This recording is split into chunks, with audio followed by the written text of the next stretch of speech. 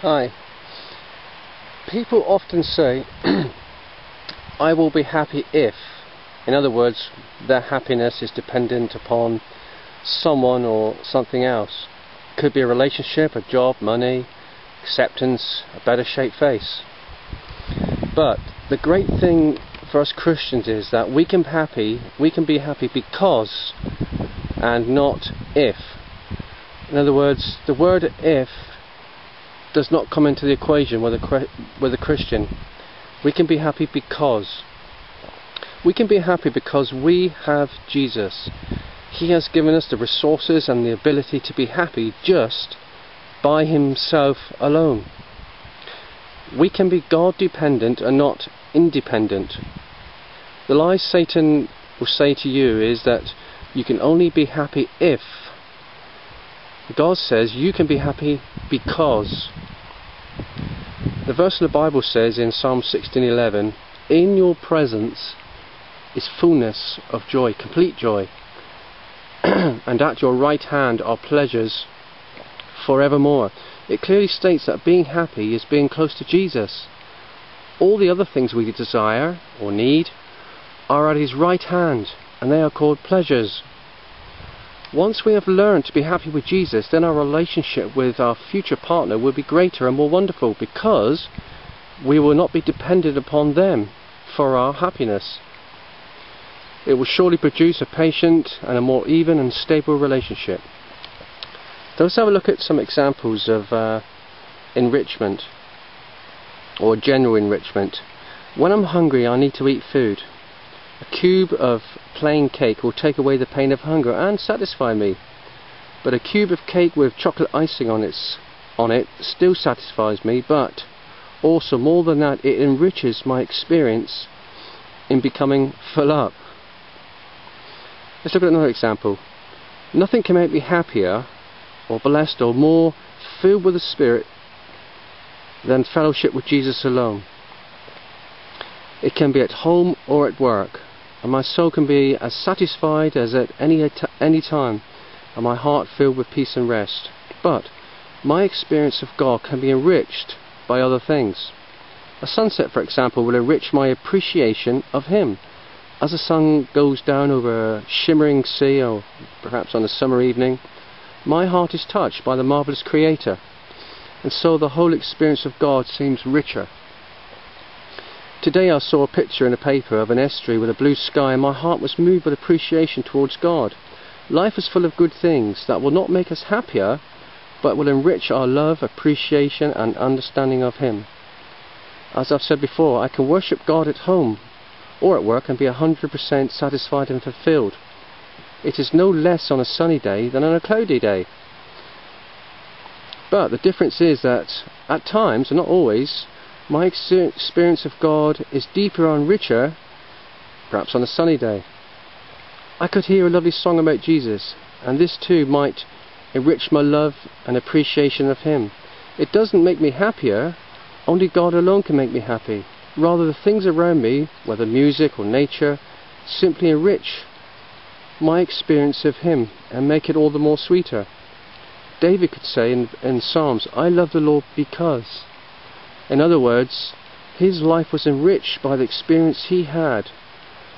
God will never withhold things from us that will cause us to be enriched. So how does an enrichment of a spouse come into this equation?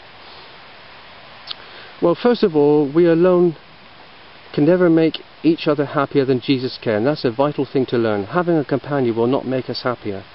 Having a companion, with the analogies as I mentioned above, can only enrich our lives. I walk through life, the Father holding my hand and my companion holding my left hand. And our lives will be enriched towards God by each other. We will be able to experience things with each other, emotionally, spiritually, physically, that will cause our experience of God to be richer. This enrichment will not happen all the time. As much as the sun doesn't set golden every day, especially in the winter. But my life, in fact our life, will take on a new sphere of oneness with God. We will be one flesh. In theory, we will operate as one body, one heart, mind and our affections chiefly focused on Jesus. Our chief aims towards each other should be to promote each other's experience with God as our friend. Our aim should be to cause one another to have a far deeper experience of God. We will not make each other happy or excited, only Jesus can do that. But the enrichment will come from sharing Jesus with each other and seeing Jesus displayed in each other's lives. It will be enriched as I will have to exercise self-sacrifice. Our sexual union should not just be about what I can enjoy out of it, but also what I can give to my companion. I can be praying through this experience, or rather through praying for this experience, we will be rich in our experience of knowing God, and of course in our love for and unity with each other. God created man and woman for each other, not just to make them happy, but to enrich their lives by experiencing God through each other. So let us use the example of a companion as companion or partner. Will having a spouse make me happy as a person?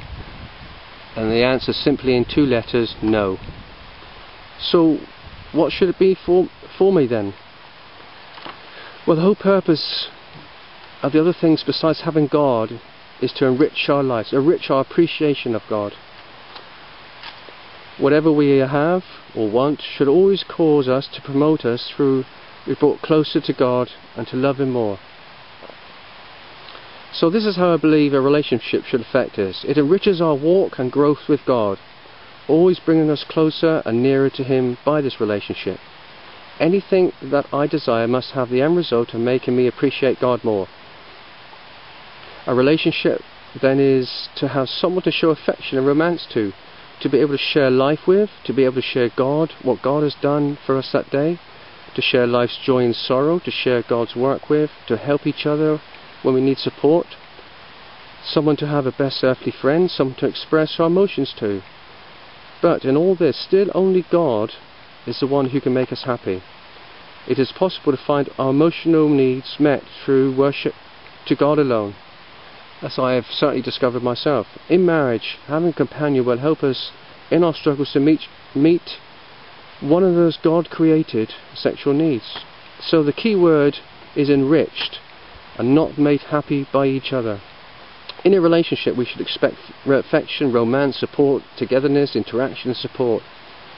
But we mustn't depend on each other for true happiness in life. When we feel hurt and need of affection, we must turn to Jesus alone. We must allow Him to be the one who truly makes us happy. And then we will find that our relationship with our partner, our spouse, will be so much better because we'll be enriched by it, and God will enrich our lives by Himself because of it.